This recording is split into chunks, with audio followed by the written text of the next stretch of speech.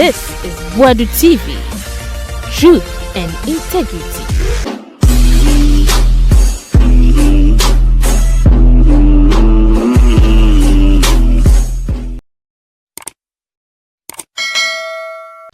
Abafo is making a very interesting allegation. Tell us, where this red arrow is pointing us to what? So I've heard so many commentaries that Sedina has been acquitted today at the Court of Appeal. Please change this. Let's have what we need. Sedina has been acquitted at the Court of Appeal because the Attorney General at the time, Mr. Dr. Freddie Boadu, didn't do a very good job at the High Court. Yes. So people have said that he couldn't prove any of the 78 charges. I want to say categorically that that is not correct. Okay. So before I get there, let me take your viewers to the very basics of how appeal works. So when you appeal against a decision of,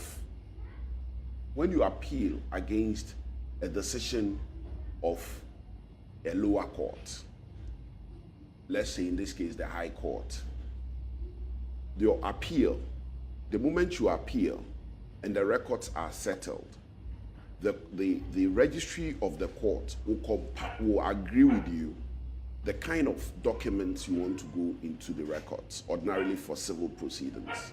But for criminal, the records are transmitted from the High Court to the Court of Appeal. What constitutes the record? So the record will be the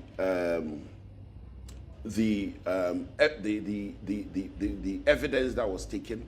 So witness statements. So PW1 said this, PW2 said cross this. Cross-examination. All of that. And then the exhibits that were tendered in support of your testimony. Right?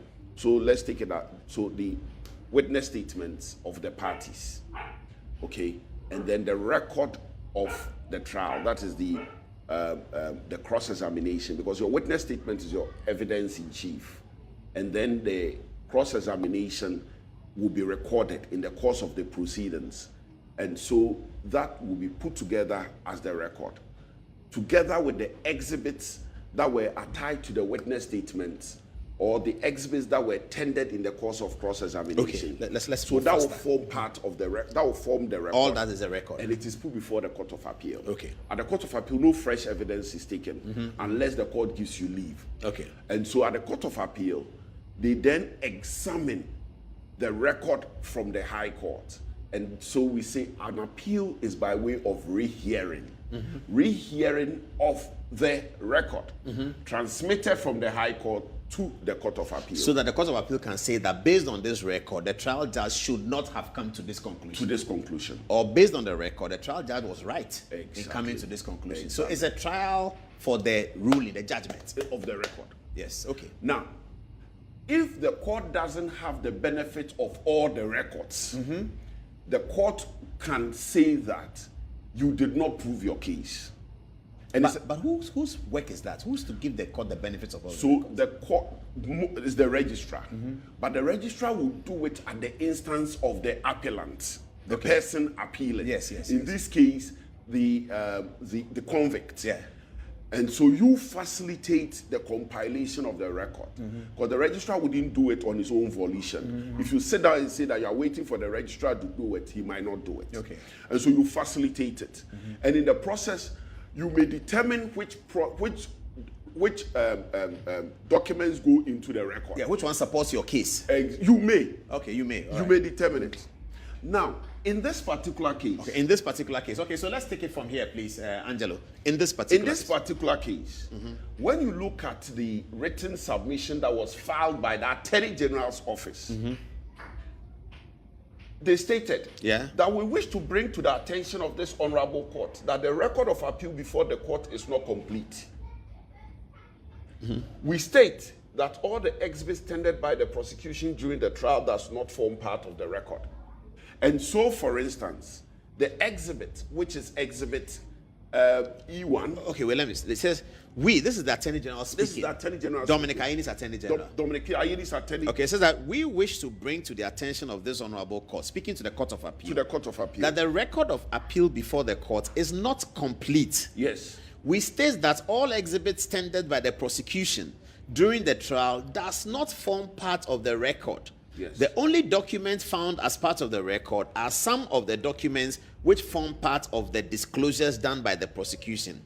Be it as it may, we have had to proceed with our submissions relying on notes made by the prosecution as we only became aware of the instant proceedings in this honorable blah, blah, blah. So they are saying that finish it. Okay, Finish it. As this honorable court, after the court had directed the parties to file their written submissions. So they were there and they were served with, first and foremost, they were not aware of the appeal.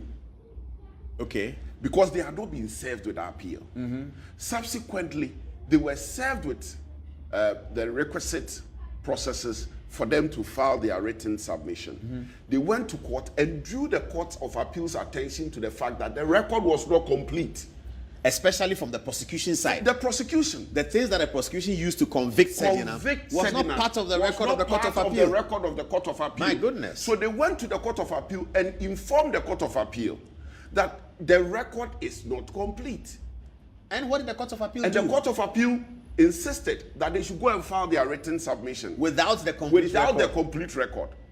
Then, at that point, they said that, look, we are out of time. The Court of Appeal then granted them extension of time to file their written submission. And because of the posture of the Court of Appeal, they then decided to add this in there. Oh, in their submission. In their submission. Okay, for the record. For the record. That the general public will be aware. For the general public to be aware. That they, the prosecution, it should not be said that they did a bad job. It should not be said that they did a bad job. But the court sort of did not allow them to have the benefits of all the documents they needed. Anyway, but they are Attorney General's department. Can't they go to the High Court and obtain those records and bring it to the Court of Appeal and say, my Lord, here they are? This is where I disagree with them. That they could have brought the record. They should have filed a motion for rectification of the record. Oh, there's a motion like that? Yes. Yes, they should have filed a motion at the Court of Appeal for rectification of the record rather than state it in their written submission. Maybe they were doing the public servants thing. They put in their written submissions, not their fault. But tomorrow, if something happens, it's not their fault. And so, the Court of Appeal's record, based on which today they are saying that the conviction was without basis and that the Attorney General at the time failed to prove his case. They are saying so because they did not have the benefit of the full record. Does that not make the appeal to the Supreme Court quite straightforward and easy? It should. However, I wait to see how the Supreme Court is going to, because you see, the Supreme Court would be looking at the record from the Court of Appeal. Yeah. And so this should be part of the grounds of appeal. Yes. This should be part of the grounds of appeal. A major one, actually. A major one. So clearly, somebody constrained the office. That said, the attorneys who handle this matter, I believe that they would have done this country a better service if they had filed an application for rectification of the record. At that point, if the Court of Appeal had refused it, it would have been on record that the record was indeed not complete. And the Court of Appeal denied us because we brought it to their attention. Because if you add it just to the written submission, respectfully, that is not helpful. But in Justice Ankama's judgment, in the introduction, did he make any reference to this, the fact that prosecution had said so and so, but the courts had proceeded because of that? No. He wouldn't make that. He wouldn't, because you see, when he does that, it also exposes the Court of Appeal, because you must have the full benefit of the record. You must have the full benefit of the record. And so if you say that, you are then acknowledging that you deliver judgment without the full benefit of the record. Wow. I see. This is an interesting part. I've not heard this anywhere. Do you understand? I've not heard and this. So the High Court will convict Sedina on, for instance, the money which she took from Obatampa Savings and Loans, the refund. Yes. Because there is a written acknowledgement of receipt, which was tendered at the High Court. Because that exhibit is not part of what went to the Court of Appeal, the Court of Appeal would say there's no evidence to support the claim that she took the money. But why didn't the Court And of that Appeal wouldn't be respond to because- this record? Okay, that's where you are saying that the attorney should have actually They filed, should have filed a substantive motion. A substantive motion Okay. to rectify the record. I see. It's difficult to see where we should apportion blame in this context. No. So I would distribute the blame between the AG's office and the Court of Appeal. Okay. Because I know for a fact that they raised it before the Court of Appeal. However, because the court is a court of record, when you want to bring a matter of such significance to the attention of the court, you do so by motion, so that there is evidence on record. Be that as it may, to the extent that it was also captured in their written submission, I believe that the Court of Appeal should not have glossed over it. And that is why I would distribute the blame between the two parties. I think we have the call on the line now. Camera. Yeah, thank you. Hello. Good evening. Good evening, Lawyer Moses Fuamweni. Thank you very much for watching our program and joining us. Well, it's been a pretty long time since I found the time to listen to you. And it's good to be watching my learned friend, now a politician, talking very eloquently about these legal matters. It's very exciting to see him talk. I wish he had been this eloquent when his party was in power on certain issues. But, well, the reason why I called has to do with two things. One of them refers to the point that you made about pushing away the hybrid system that we have in our constitution, where ministers of state are appointed from parliament. Now, there is a history behind it, and you provided the history. In 1969, it was because we're coming from a history of Dr. Nkrumah, where so much executive power had been exercised without restraint. So the parliamentary system that we took over was to curtail that excess use of executive power.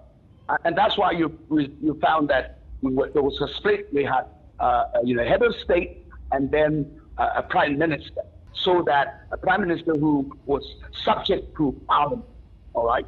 We moved into 79, and as you indicated quite rightly, we said, well, a lot of people complained that Boadu was thrown out because he was too weak. He was facing lots of challenges in parliament with his MPs and all of that and some of his proposals. So let's give more executive power to the president. And that's why in 79, we had a lot of executive power being given. And then there was, as Professor Kumado, as you know, will say, we went to what we call a strict compartmentalization when it comes to separation of powers. So the executive wouldn't get mixed up with parliamentary matters. But the same problem occurred with Liman as well, because if you remember, Liman's budget was thrown out. Yeah. The Kenke being shown all over the place. So out of that experience, that is why we decided to have a hybrid, so that you will not have a strict compartmentalization when it comes to separation of powers. So I totally disagree with Professor Prempeh. I did share this with him personally, that theologically, it wasn't right to just throw out the 79 Constitution, because there's so many areas where, because of the consensus and the consensual building aspect of the way the Ghanaian traditional methods in resolving issues, in our chieftaincy system, where there are difficulties, you will find that the Bushapini will get involved, the immediate family will get involved, the extended family will get involved. So when a chief has a problem, it is not a problem for him alone. So you will find that in our constitution, we say that although there's separation of powers, when it comes to the choice of the chief justice, the president is involved, parliament is involved, and the vetting takes place. Don't forget that parliament are the representatives of the people. So when they get involved, it's like all of us getting involved in it. And so for those who say, oh, we should have strict compartmentalization, I'm saying no. There are situations where, because of the nature of the way politics is done, you need people to get involved to make sure that ultimately what the people want is achieved. So I totally agree with you. Throwing out, ministers being appointed as parliamentarians being appointed as ministers is going to hamper their job. Because when they are in parliament, they understand better the things that are happening.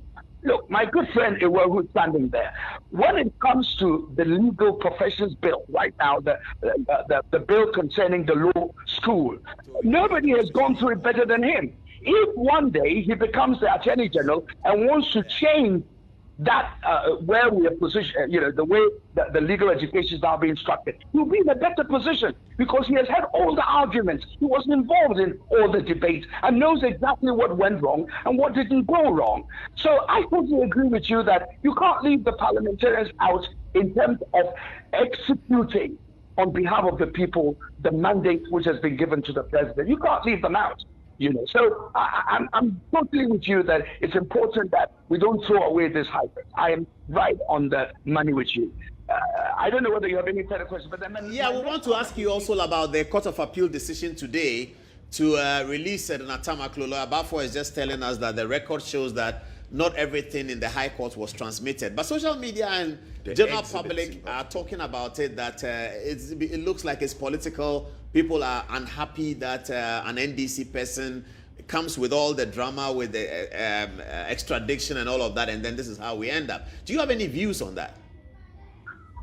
My views, I will summarize it with what Justice Kulende talked about. That, justice emanates from the people and is being exercised for and on behalf by the judiciary. The trust of the people, in fact, Article 1 is even stronger. It talks about the principle of we the people, all right? Sovereignty resides in the people, and all the powers of government are supposed to be exercised for and on their behalf. Indeed, there's a new theory that I've pushed out to my students that I call it trusteeship and agency. It's constitutional trusteeship and agency when it comes to exercising of political power under the Ghanaian constitution. All powers emanate from the people. We choose you. So you're acting for on our behalf. You're not acting on your own. All the powers we delegate to you to use it for on our behalf, and we constitute you into a trustee and also as an agent. So you don't act on your own. Everything you're doing is for and on our behalf. So I'm just indicating that at the end of the day, it's good that the judgment has been given, the High Court. They're going through the legal processes. They went to the Court of Appeal. The Court of Appeal has discharged her and acquitted her, which is serious. It means that you can't hold her again on the same charges. And that's why I like the view that the Attorney General is going to appeal. Because if you let this fall off, then the perception and the trust that people have in the whole judiciary is going to be undermined. And when ordinary people lose trust in the judicial process, and I like my colleague, Boadu, who just spoke, the video that he showed, when he was warning that is a danger in our political system. And please, politicians should be very, very careful. I keep on telling you, Paul, on the quiet, that this country is teetering on a precipice. There are lots of things that have happened in the previous government that Ghanaians threw away the previous government because they didn't like it. It would be disastrous, and I think the NDC itself noticed it right from the beginning of this government, that Ghanaians, they are like I call them the last of the Mohicans. This is the last opportunity the Ghanaians are giving to our politicians to correct the wrongs. They better not fail. And so if the perception is that all you're doing is to get hold of your political opponents, throw them into prison, and with the other lot, you enter nolli prosequi, you let them go off the hook, and you throw them, you release them from prison, that's a danger to our democracy. But at the same time, we should be very careful to let the legal system run its course, because I have a lot of trust in the judiciary. I have a lot of problems with the previous things that were happening in terms of the appointment of judges and the circumstances surrounding some of the appointments. I think a lot of people who have some objections to some of the things that were done. Some Court of Appeal judges who should have gone to the Supreme Court, it took them too long. So I just think that this current government should be very careful not to have create a perception that there is a movement only towards political openness. That, I think, will be very dangerous for our the survival of our democracy. And I think that political actors should be very, very careful, so that it is not only what is wrong, but also what even seems to be wrong. We must not even present the picture that, oh, what is going on looks very dodgy. So to be honest with you, I like the fact that the Attorney General has come in and said, we're going to appeal. And I like the technical analysis that my good friend is giving over there, which means that they realized right from the beginning that there was something wrong. Why they didn't file a motion to stay the processes of the appeal going on and for the correction of the record? Because if the evidence is not available, on what basis was the Court of Appeal going to exercise its appellate jurisdiction? Are you getting me? So, to be fairly honest with you, if these were the issues, I've not read the whole thing, and it's useful that you're pointing these things out. I think the Supreme Court, is properly well constituted. They're very good judges, and I'm sure that they're going to look at all of these things, and then the correct things will be done. But for me, I think the Attorney General has a huge task to ensure that people, the perception that people have that this is, politics once again, and if it concerns our people, then we're going to free them. If this is on the other side, then we're going to let them into prison. That perception is very dangerous for our democracy forward. Thank you very much. But my young people in the studio want me to ask you about the LGBT. Parliament has passed a bill. We don't know whether it's still hanging the speaker and all of that. What's the latest on the LGBT bill? Well, we don't know, which is what the coalition, the way the bill was passed, we had problems. I'm sure my good friend, I know he was very articulate, when the bill was passed and, certain provisions were brought in, the exemptions, to be honest with you, Paul, they don't make much sense because lawyers, by law, we are allowed to defend or even criminals. So why do you exempt them? Journalists, all those people were exempted. For me, it was hogwash, and it was a way of covering the exemptions being granted to NGOs and advocacy organizations. That was part of it. All right. So as a coalition, we've written to Parliament, we've indicated our own view, we've also written to the President and indicated that those provisions should be expunged. I think that is why there's a bit of a hold-up. I don't know whether it will be put on the President's table and he will refer back to Parliament with his own comments, or he's going to sign it as it is. If he does so, to be honest with you, as I said, as a coalition, we've expressed our own opinions. It is not right to pass it with those exemptions. The other thing which was left out, which I think is very useful, is our insistence that to give it a policy balance, you need provisions covering what we call care, treatment, and support for those who have those challenges. It is very important because otherwise, all you're doing is you catch the person who's engaged in it. You're not looking at why he's engaged in it, and you're throwing him into prison. So, as a coalition, we want a certain the provisions that were originally part of it, where there was care, treatment, and support. Those ones should be restored. But you see, Paul, there's another thing in respect of the Constitutional Review Committee's report that I think the Attorney General spoke about today. There were provisions about some intersex and other LGBT-oriented rights that were pushed in by my good friend Professor Prempe, and we objected to it. We wrote a paper to Parliament. We also wrote a paper to the President. I want to hear the Attorney General's view in respect of those provisions that were sneaked in by Professor Prempe, which are LGBT plus oriented. Plus the fact that we indicated that we wanted a clear provision in our Constitution stating that LGBTQ plus matters, for whatever sort of a name they are called, are prohibited. At best, we want to give care, treatment, and support for those who need it. We actually recommended that those be inserted in our Constitution. And the good thing, Paul, is that currently, but yesterday, the Polish Constitutional Court ruled that an EU attempt to superimpose LGBT same-sex marriages on the Polish Constitution, they threw it out. So if Ghana puts these things clearly in our Constitution, we will be doing the right things. I hope that my good friend, Boadu, who's standing beside you, will support the coalition when it comes to some of these matters.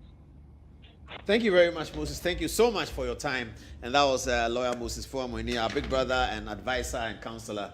How do you wrap up, lawyer? So one, Sedina Tamakloe has been acquitted because of poor work by the Attorney General's office.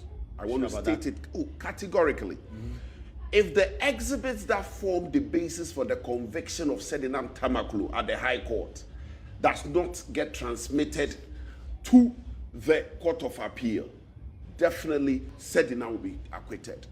And it is obvious that they knew about it and that they should have filed a motion to rectify the record, and they failed to file a motion to rectify the record.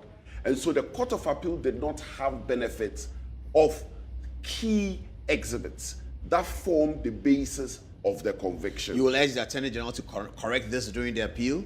I doubt whether the Attorney General is keen about this case. About the Supreme Court appeal? Look, but he's speaking about this it. This whole thing is orchestrated. You don't have time. But he's spoken about it. Paul, it's because of the public anger. It was because of the public anger.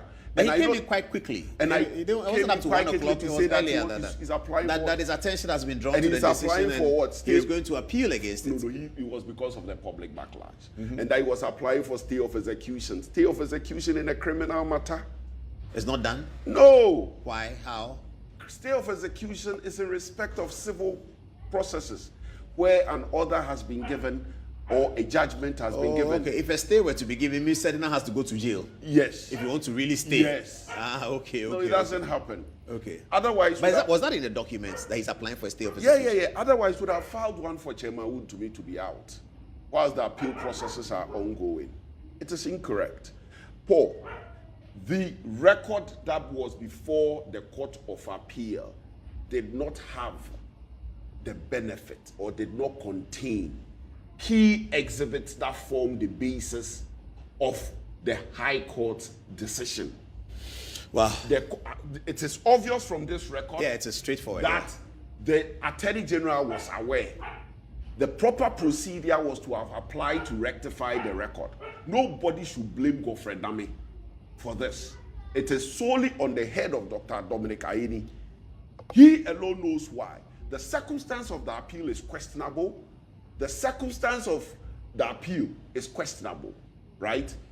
And as I said in that video, Sedina had been given assurances. That is why she abandoned her fight against the extradition processes that had been initiated by Godfrey Dame before he left office, and decided to return home only after the NDC came into power.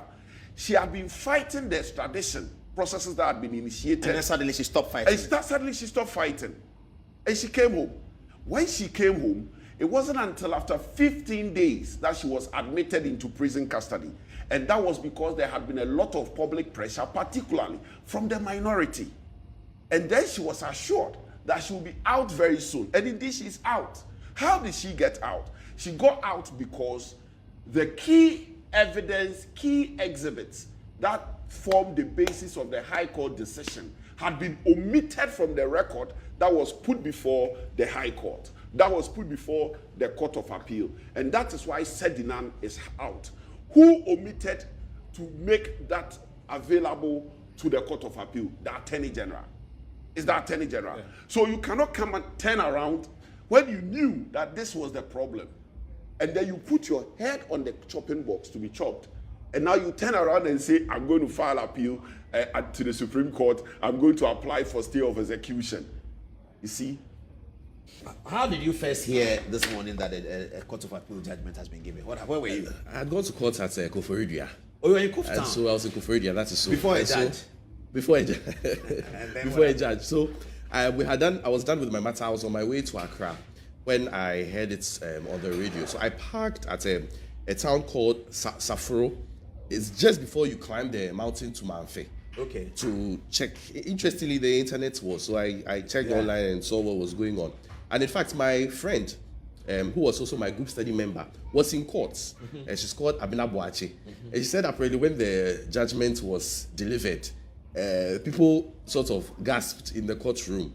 I'm sure maybe they were not expecting. But it was quite early, wasn't it? Yes, and I think it shows that justice delivery can be swift if justice delivery wants to be swift. Okay. I see. So then you follow the news throughout the They day. followed the news and then saw the commentaries by people, their opinions, the comparisons, and so on and so forth. Some people are saying, comparing it to Wuntumi's conviction, so on and so forth. But the thing is, the law is the law, so we would have to look at how it pans out. All right, so viewers, what we are going to do from now is then to tell you what happened in great detail, no emotions attached. We're going to do our work expertly, as we always do it for you. We are here for your service. So let's start now, and so you can start the video from here.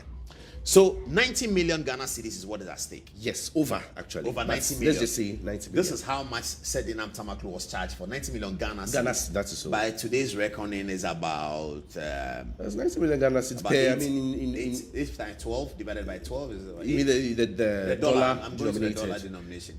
That's why I read law in university. I think viewers can calculate and let us know, those who are very I'm quick. sure it will be about... divided by 12.5. If you are using... Governor Siama's rate, or you're using Gideon Bwaku's rate, you have to decide which black one. markets. Okay, so at least $8 million. Yes. For Sedina Tamakloe. So $8 it was being million. tried for appropriating $8 million of Ghanaian so. taxpayers' money. That is so. Okay, so some are appropriating, some willfully causing financial loss, so the details. So what's the story? So the accused person, Sedina Tamakloe, was accused of various acts, and it's not as if the 90 million was there and then one day she went to take it. There are various acts. One, she was accused by the prosecution upon investigation by IOCO of appropriating the sum of 500,000 Ghana cedis, which sum was a refund from an investment fund that Maslock intended not to invest anymore. And so what had happened was that Maslock had given the money to a group of persons for investment. Maslock's money given to an investment platform. Then Maslock went back for the money. But they will not invest anymore. Yes, they were not comfortable with the rates. With the terms. With the rates so they won't return. invest. Yes. And that money she took. Exactly. So it is alleged that she took the money. Instead of the money being refunded to Maslock properly so called, one of the witnesses who worked for the investment company alleges that he met her at a filling station around Bachuna and gave the money in a Ghana must go upon pressure given to him by Sedina Tamakloe. That bring me the money, physical cash. So that was 500, and then the rest was... And then the other, so some was that money that was appropriated for Kantamanto fire victims upon the direction of President Mahama. There was a fire at Kantamanto. President Mahama directed that some money should be paid. It was appropriated. It was alleged that it was paid from Maslock to fire victims. To fire victims. You know, Maslock is responsible for government supports. Okay. So for the poor, for petty traders. Yes. And so this is an example. It may be standing or it may be pursuant to the president's order because it's an agency under the executive. But how did she take that money? And so the money is dispersed. The money was dispersed for the victims. However, it would seem that it never reached them. And so administratively, the money was diverted to another account. So that is one. Another was some money that was budgeted for the purchase of certain cars, and it was inflated. The market rates was not what the vehicles were purchased for. It was actually purchased way higher than that. And where did the money go to? It's alleged it went to Sedina Tamakloe. Another one was purchase of mobile phones. It was the market rate was about 24,000 Ghana cedis, and yet it was inflated to close to 98,000 Ghana cedis. Where did the money go to? It was alleged that it went to Sedina Tamakloe. Another is she was convicted with another person. That is so. Yes. One who was charged, who was convicted for 5 years in jail, but so. who is also on a bail pending appeal. Okay. All right. So what did the judge? He did 2 years. He said and then he was granted bail. Yes. And so he's out pending the final determination of the appeal. Okay. But now with this Sedina appeal, he's probably has a good case before the court of appeal. Most likely. So and then also there's money laundering.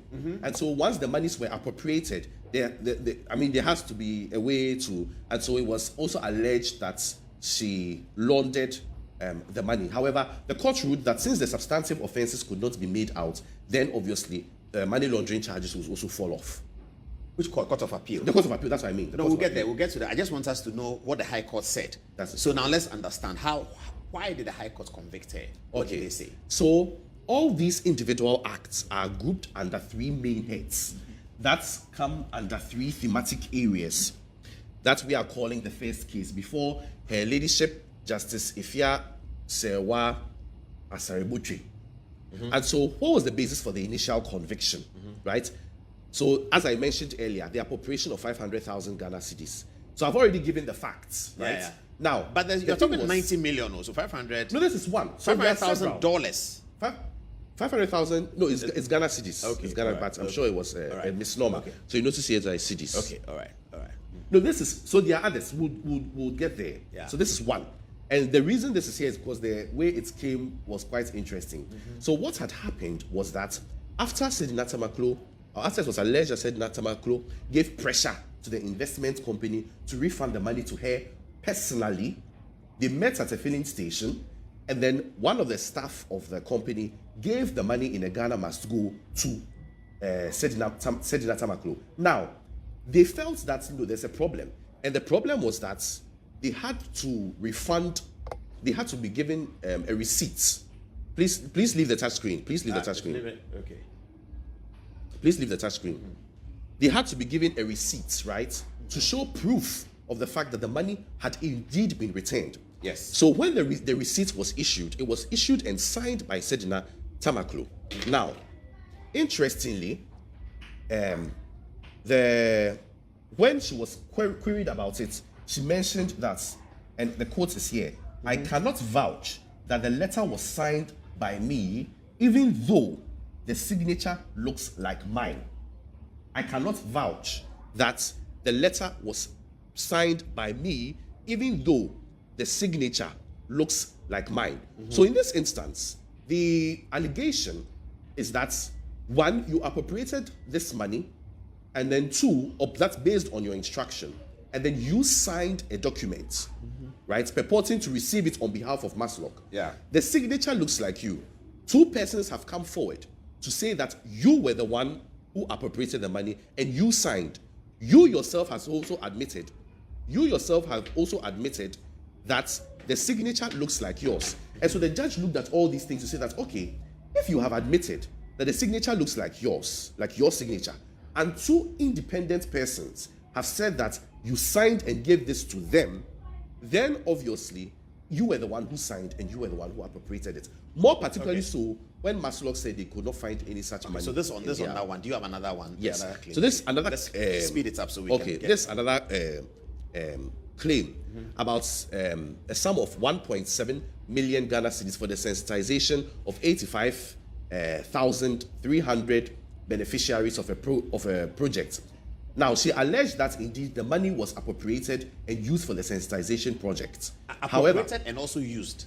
Yes. So when I say appropriate, I mean taken and used for the project, the sensitization. Yes, that they project, did the work. They did the work. Yes. Okay. But Justice Ifya noted that there were no pictures of the event.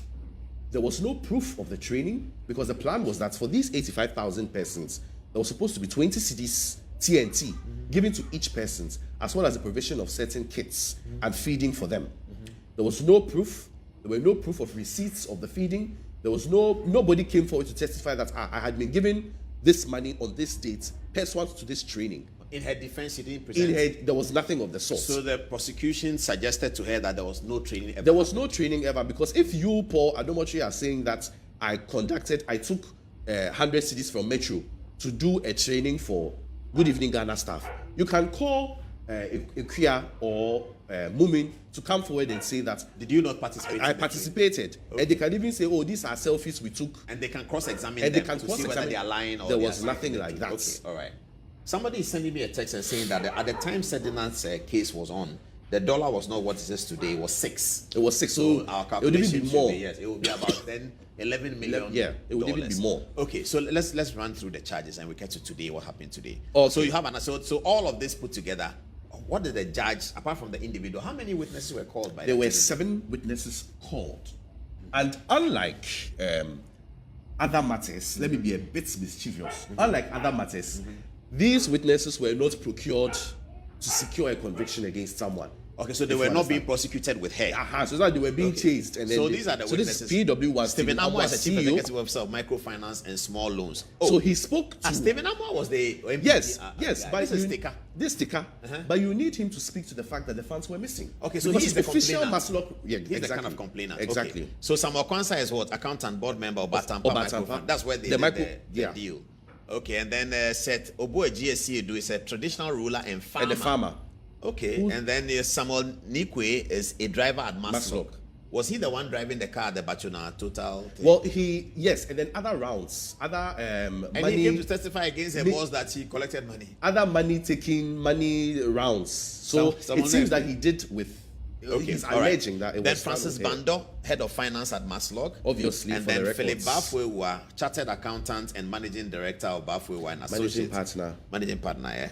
Okay, and then field desk officer Kodria Baswa Benyin Chum. Okay, so these he are was the the witnesses that were investigator. called. All right. So in the end, what did the judge say? So the judge said that one, based on the evidence that was produced, one, sums of monies were lost. Now, that is a fact that cannot be taken away. Sums of money were lost. The question is, where did the money go to?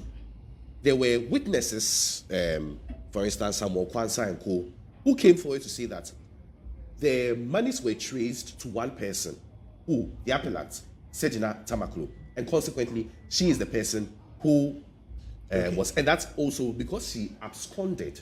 Yeah, that's what I'm coming to. Viewers would like to hear the real story about this because it's been said that during the trial she left the country upon permission, and the Attorney General granted it. Yes. That she was going for medical something Checkup. and she didn't come back. At which point of the trial did she leave? It was during the prosecution's case. After the prosecution was still making their case. So in the Witnesses were being called. Exactly. Is it okay to suggest that maybe she realized where this was going and tried to find the window of escape? Well, that's it. But you know one thing about the law is that they are blind to these things. But Yeah. it's possible. It's possible that looking at the way things were going, as she saw the evidence and how it was coming, there's a possibility she said that actually. Okay, but the Attorney General granted her permission. Yeah, so she applied to the High Court Yeah. for leave, and the High Court ordered that her passport be given to her. And in fact, that day it was adjourned to the next legal year. Oh, I see. So enough time. Enough time So for her like, to like go and do about her- this time. Yes, Where the because legal year is it's ending ending. now till October. October. So that they were expected that by October she'll be back. Yeah, so she left 21st of July, 21. 1st of July. 21st July 2021. Okay, 21st July. Oh, towards the end of the legal So year. yeah, so basically, you know, at that time, Yeah. so she went abroad for the medical checkup, and it seems she didn't come. The interesting thing is that the extradition process, which was commenced, it would seem that the judge in the US agreed that indeed her conviction was not politically motivated, and it was based on that the extradition request was granted, and she was brought back to Ghana to face So since answer. July 2021, she's not been in Ghana. Till she was brought. Till recently. Yes. Or even recently she was brought. I have to remember that. She was Okay. brought. Oh, yeah. We have to It's show in the viewers timeline we have to thing. show viewers the Martin Pebu video. It's very important. We'll show viewers yes, that one. yes. So Okay. she was brought. Okay. She was in the Nevada detention center. Let's and look then, at the timelines then. Then we come Okay. to today. People are in a hurry to hear what's happened today and and how we relate to it. So okay, so you have to open the folder. Yes. Okay, there you go. Yeah. You have So we called it the Sedina Tamakloe, the tug of war with justice. So this starts 2013 to 17. She served as CEO Maslow. of Microfinance and Small Loan Center. Alleged offenses: misappropriation of public funds, procurement breaches, money laundering, and occurred during her period. That's what they said. And then the arraignment was on 30th January 2019. Arraigned before the High Court's Financial Division on 78 counts, including conspiracy to steal, stealing, causing financial loss to the state, improper payment of public funds, money laundering, breaches of the Public Procurement Act. And then in 2019, she was granted permission to travel abroad. You said 21. You have It's 19. 21. It's 21. Okay. Yes. So in 2021, she was granted permission to travel abroad for medical reasons. She left for the US and never returned, leading to the courts to continue the trial in absentia. When they say they continue the trial in absentia, are lawyers allowed to work in the trial? Yes. There was one like that where we had the clients against all our advice went to the US and did not come. It was during the pendency of a trial. You're talking a personal case that you can speak to. Okay. Yes, so we advised him to come. We said he should go. We gave him warning. He went and he didn't come back. We continued. So we came as if, and then it is, we work as if. So you cross-examine? Yes. And you bring your witnesses? Yes. But for criminal matters, it is important, even when the judge doesn't sit, the accused person must come. And then what the clerks will do is that the clerks record the accused person as present, even if the judge, nothing happens. Okay. So criminal matters, the person is his attendance. So now, as a criminal matter, important. she wasn't there. How did her lawyers work? You are cross-examining the other side. So the lawyers participated fully to cross-examine the other side. But if you are not there, how is your evidence going to be? Yeah, but the lawyers can submitted? call her witnesses. You may call your witnesses, but if the person himself, the best, So she never got to the place where she was being cross-examined? No. So in fact, that's why I said it was during the pendency of the prosecution's case. Okay, so Justice Efia Sewa mentioned is that it would have been great if she for was her here, to answer those to some charge, but it would seem that because of didn't the lawyer say let's send her a questionnaire or something like that? It didn't come up. Someone who has run away. Once you have run, still unwell. Once you have run away, then if she was still unwell, a special process could have been. There could be proof. There could be. But doesn't anyone guarantee for her when she's traveling? Doesn't anybody say like a condition that I guarantee that she'll be back, something like that? In Ghana, often these things, once there's even someone who decides to guarantee, and the person decides to abscond, you cannot go and arrest the person. Yeah, but there should be something like that. And maybe some properties, that will down. Be, that for that I'm not aware of. The states will take these properties. I'm not. We know that it's 90 million, like the bail. That's like bail, but I'm not aware of in this particular instance. Particular instance. We don't want to run out of time. All right. So this is what happened. Convicted, extradition. Okay. We have the extradition. So 2024, Ghana formally requests extradition from the United States. On 6 January 2026, arrested in Nevada by U.S. Marshals. On 9th April, U.S. magistrate judge certified extradition. On June 8th, surrendered to Ghanaian authorities. The first successful U.S. extradition since 2009. U.S.-Ghana extradition. U.S.-Ghana extradition. Okay. So arrived in Accra aboard United Airlines flight. So taken into custody to serve a sentence. Defense lawyers pressed her appeal, arguing prosecution failed to prove its case beyond reasonable doubt. Okay. And we are here today. So now, today. So this acquittal. Acquittal. 30th July. Ghana's Court of Appeal unanimously, 3 judges all said so, quashed her conviction and sentence, acquitting and discharging her of all charges. Court ruled prosecution failed to substantiate the claims. Found trial judge overlooked constitutional they found that the trial judge, the High Court judge, overlooked constitutional presumption of innocence. Okay, so let's talk about today's ruling. Okay, so for today's ruling, it was an interesting ruling that has evoked discussions today. All right. Okay. This is the wrong foot. Let me get it. Our viewers here, we're trying to get you the ruling for today. And if you are still watching, which camera am I looking at? Okay, if you are still watching, lawyer J. Bafor is in the studio. He'll be joining us in a minute to deal in some particular detail. We have a video of his where the lawyer J. Bafor had predicted what was going to happen. It looks like that's what is happening now. Okay, so you can take that out of the video. Let's move on ahead. So this is the page with the front cover. There's no need. So the judges are Emmanuel Ankama J.A. He presided. Yes. Samuel Obin Diewu J.A. and Emmanuel Senyo Amedahe. Okay, J.A. So Justice Ankama wrote the judgment, and then Justice Obin Diewu and Justice Senyo Amedahe agreed. Associated with it. Okay, what did they say? Okay, so I would skip all of this since the board approval, and these are lots, the things. But give us the germane stuff. What did they say? Okay, so they noticed that if you look at the offense of willfully, all the offenses concerning willfully causing financial loss to the state, they were not particularized enough to give the accused person notice of the nature of the offense. So in law, what does that mean? So when we accuse, we'll say that count 1, say stealing, okay? Then they'll say that you, Kwekwa Japan, on so and so date within the jurisdiction of this court, did dishonestly appropriate a mobile phone. Yes, but is that not the particulars of the offense? That's the particulars of the offense. Yeah. So here, the court noted that if you look, I lifted this for reference. If you look at the statement of the offense, it's willfully causing financial loss to the state, contrary to section 179A, 3A of the Criminal Offences Act. So and so. And then the particulars is Sedina Tamakloe Ationu, on or about 15th July 2015 in Accra, in Greater Accra region, willfully caused financial loss of 20,000 Ghana cedis. This is just one. There are multiple. Yeah, okay, But there are I'm just 78 using for counts. example.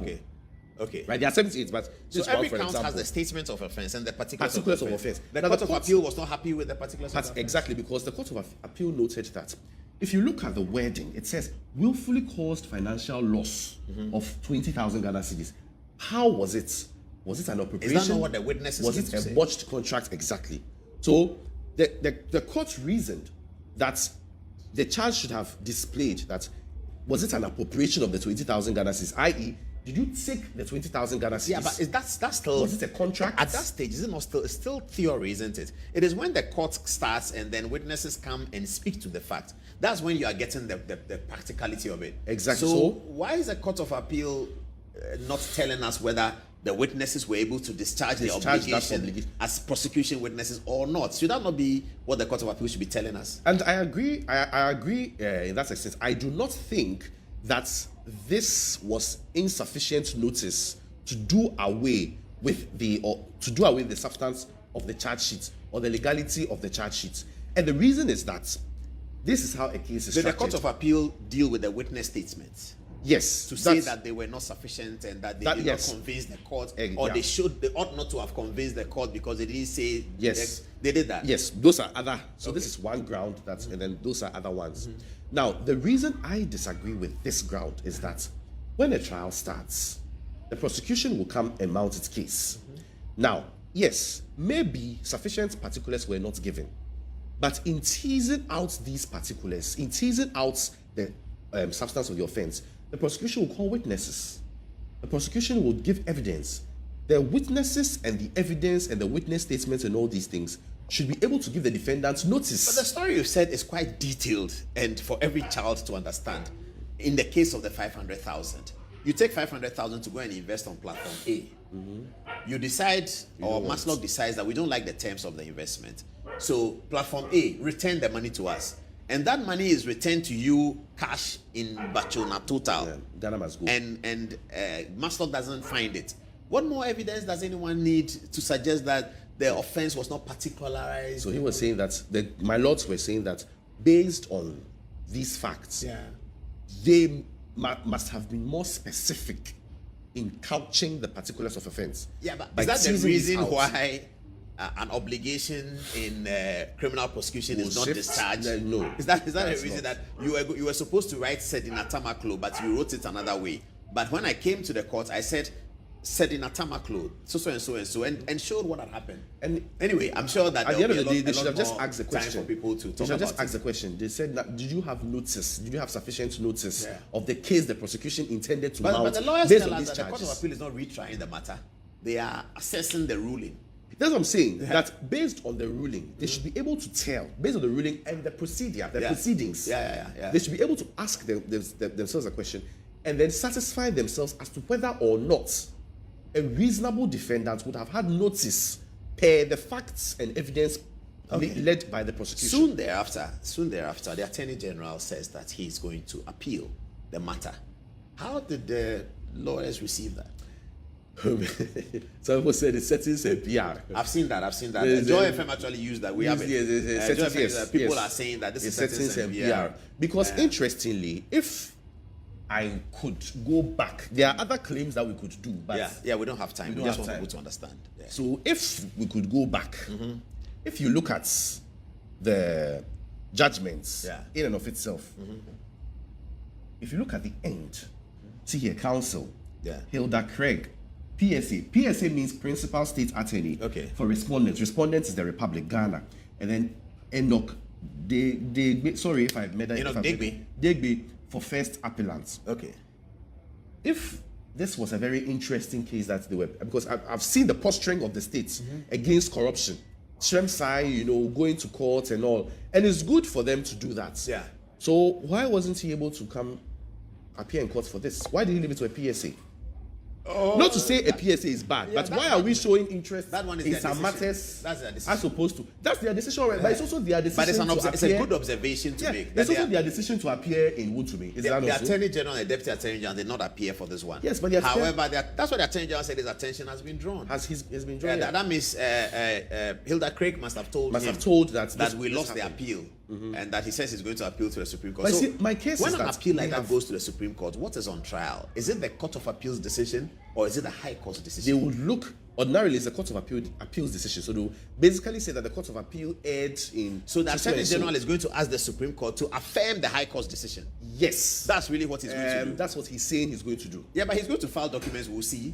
That's if you do it. But in the nature of an appeal of a criminal matter from the Court of Appeal to the Supreme Court, that's what we should understand the Attorney General is doing. The Attorney General is asking the Supreme Court to affirm the decision of the High Court. Because he's dissatisfied. But as I said, if you look at the posture of this government, all corruption cases have been spearheaded by the Deputy Attorney General, which is good because it shows that the interest in corruption. So why are we leaving this out?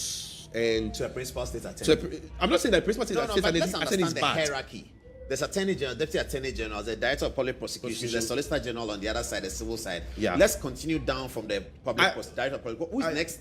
For that, I'm not really okay because I want to find out. A principal state attorney ranks high up. Okay, all right. A principal state attorney ranks high up. Is it immediately below the Director of Public Prosecution? For that, I cannot. Because in fact, the Attorney General said that he has instructed the Director of Public Prosecution to file the appeal. To go up. Okay, all right. Let's wrap it up. Okay, so this is one, where we and then there are other Manasseh, Azuri. Yeah, let's look at what social media. And I'll be also going to show you just briefly before we talk to Lawyer Bafo. He has a lot more to say. In fact, we have a video of Lawyer Bafo we'll be showing. Yes. But let's show you what social media was saying about foyer of Parliament. So this Manasseh Azuri, our good friend, Manasseh says it's shameful and scary at the same time. It's shameful and it's scary at the same time. I think I get the point of the scary bit. And when the ruling came out, and I was scared too for some aspects of what people were saying.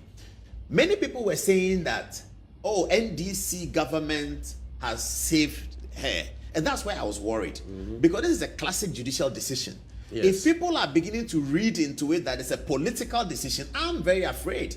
And I guess that's where Manasseh's scary is coming from. It's very scary for if there's a Supreme Court decision that the president is interested. For instance, Boadu was sued on a double level, so he's interested. And the Supreme Court comes and says 8-0, the president is right. And we are reading political meanings into it. I think I can understand that. He won. He actually won. Level won at the Supreme Court. That's what but I'm saying that assuming that Boadu had won, and it was a 7-member panel, and they said, unanimous MC, they voted for the president. That's easy to sort of fathom and put it together. But this is a Court of Appeal decision over a High Court matter. And people are hurriedly reading political meanings into it. That's where this is really scary. If that's where Ghana is going, then we are in trouble. I think we should take time and read the judgments of the. We would. What do we have next? Before we make so that we satisfy ourselves. But then you see. Now let's go to civil society before we come to this. Okay, so what has to go to Franklin Kujo? Yeah, Franklin Kujo. Yeah, what did Franklin Kujo say? Yeah. And then there's another one. There were many. The last one. Yes, we are doing the production with you today, so forgive us. This is what we do behind the scenes that you don't see. Okay, we have. So, Franklin Kujo's own was a bit layered. Oh no, Franklin, there were two of them, more than one. Do you have more? That's what I say, they are layered. That's right. It says you can steal. Was first. This Franklin Kujo, this 8 hours ago, so you can calculate very close to there. You can steal, you can dupe the state, run away, get extradited back to your country, and when your party is in power, you will be free. On that note, Ken Oforiatta Tuaso, live free, live forever. Franklin Kujo is very upset with the system, but the way he puts it is quite graphic. That Sedina Tamakloe, you can steal. Sedina Tamakloe, you can dupe the state. Sedina Tamakloe, you can run away. Sedina Tamakloe, you will get extradited back to Ghana. And when the NDC is in power, you will be free. On that note, Ken Oforiatta Tuaso, live free and live forever. Let's see the next layer of Franklin Kujo's conversation. He says this. So this was if This in was support earlier. of the first position. That is earlier, 7 Earlier, hours. so it's earlier. in support of the first position. Okay, it says, Oral just did the witch's dance. 2 steps forward, 4 steps backwards. Koklo, that means what? I don't know. Frankly, we don't like saying that. No, Koklo is not complimentary. Koklo. Who will tell us? What does it mean? N. Oh, no, I'm not sure about that. It's That's a hen. word. Okay, all right. Koklo is hen. So, like, I see what he means. Let's move to the next Franklin video. But then, before we have to give some background. So I think somebody teased out the judgments to him or something, and so Then what his did he say? position is here. Wait till the Court of Appeal to dismiss all 78 So he charges. said, wait till against- 4, the Court of Appeal. To dismiss all 78 charges against Sedina, the former Attorney General Godfrey Debois, ably backed by the DPP's office, could not pin down, blah blah blah. Okay, we get that. Let's move on. So this is it. This is where it ends. If Yeah. you read it, let's go on to another social media. We are running out of Okay, time, okay, so okay. let's just hurry up. Then what else do we have? Then there were the No, not that one. Not the picture of the people. Don't you have any other social media? Otherwise, we go to the videos. Oh, somebody sent me just this one, and he told me that if I don't show this, he will never watch. He will stop watching Good Evening Ghana. He sent this to me and said, if you don't show, his name is Kobe something. He says, if you don't show this, I'll stop watching your program. When a nation pardons its criminals faster than it rewards its heroes, it teaches the next generation that corruption is not a crime but a career. It's by George Omagbemi Sylvester. That's a Nigerian name, I'm sure. It says, it's very, very profound. It says, when a nation pardons its criminals faster than it rewards its heroes, it teaches the next generation that corruption is not a crime, but is a career. Now, let's Kofi Nyako, who is an MPP writer. He says, Sedina Tamakloe was not charged alone. She was prosecuted together with her operations manager, Daniel Axim. Daniel Axim received a 5-year prison sentence, while his boss, Sedina Tamakloe, was sentenced to 10 years for the roles in activities that caused the states to lose millions of cedis. Daniel Axim served about 2 years in prison. After his party came to power, he appealed his 5-year sentence in January 2025. The court granted him bail pending the determination of his appeal. In other words, he has remained at home while the Court of Appeal has yet to conclude the case. How many convicted and sentenced persons are granted bail pending appeal against their sentences? We are now in 2026 and the appeal is still unresolved. It could be even delayed until further notice. He can go to the Supreme Court when the appeals court rule against him. Why does the Attorney General appear to have little interest in this case? Why is the public not interested in this case? So, I am surprised that some people are surprised by the decision to free Sedina Tamakloe. It is difficult to believe that anyone thinks that the public cannot see the pattern. At the very least, the process of Sedina Tamakloe's case appears likely to mirror what was done for Daniel Axim. Trust this wash and wear government at your own risk. They are selling an image that, in my view, does not match their actions. That's in Kofi Nyako. Do we have any more to read? Yes. I'll give some insights from what happened or what happens inside Maslog. It was quite sad. His name is Montage General. Yeah. Okay, he says that I have worked at Maslog as a credit officer. You would be surprised by the kind of scrutiny ordinary market women go through just to secure 1,000 cedis micro loan. People travel all the way from Swami, Ejoso, Kuntunase to our regional office at Anloga Junction just to have their 1,000 loan applications scrutinized. These women spend the whole day at the office, sitting in long queues throughout working hours. Some even arrive earlier than we do just to be at the front of the queue. Sometimes, these market women need connections to their MPs, DCs, or some big man in government before arrangements are made for us to travel to their districts to scrutinize their loan applications. One person stole and appropriated millions of Ghana cedis, inflated the cost of items procured for the service, and lived large on the sweat of the taxpayer. Money went to support victims of market fire outbreaks, wasn't spared. Money meant to support victims of market fire outbreaks wasn't spared. She fled to the USA after the elections. It wasn't after the election, it was during the trial. The previous government managed to secure a conviction and began the extradition process. She finally arrived, filed an appeal, and within months, a hearing date was settled. Then, boom, she was acquitted and discharged. Shegu politicians. Do you know how many market women could have benefited from 90 million Ghana cedis? Do you know the impact it could have had on the working capital of a tomato seller at Asawasi market? Hey, Ghana, we aren't angry enough. To Alayaiza. Did I say it well? Alayaiza. This one is quite touching. This guy's thing is very it's personal. It's very personal. He's very angry, and we all must share the tears that he's shedding. This is very bad. I hope the Attorney General is seeing some of these things to urge him on to go to the Supreme Court and try and do all he can. And if he doesn't succeed, fair enough. But he should be seen to have discharged his duty with such vengeance and verve because of anti-corruption issues. Anyway, now what do we have next? We've done with Matty People, so we are on Kulendi's statements. Okay, is it just a statement? We don't have a video. No, the video. I'm sorry, but I mean the statements. Now, actions are measured not only by the ideals they proclaim, but also by the outcomes they produce. That was Justice Yoni Kulendi. Profound, wasn't it? So profound.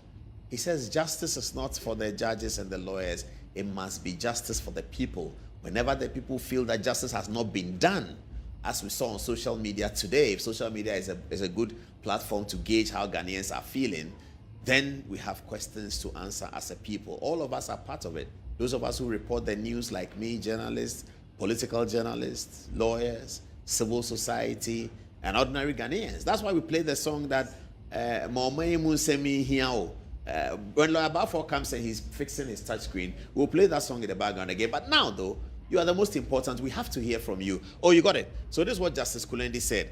Judicial power is not a possession of judges. It is a sacred trust held on behalf of the people. The moment we forget this, we begin to lose the very foundation upon which justice stands. I mean, I was going to discuss with you and Lawyer Buff. I think that maybe we should have a system where a lot more successful barristers are taken to the Supreme Court. Because they seem to have a real mind of their own. You know, look how Justice Kulendi says judicial power is not a possession at a time like this. He says judicial power is not a possession of the judges. It is a sacred trust held on behalf of the people.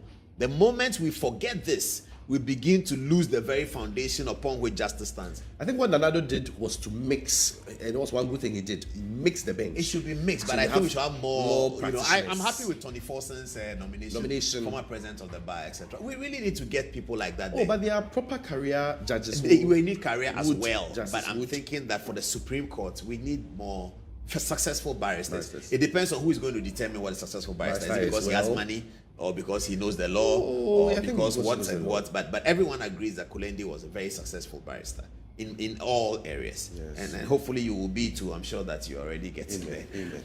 There was a music that was annoying people today, but we decided to, did I say music? A video that was annoying people today, but we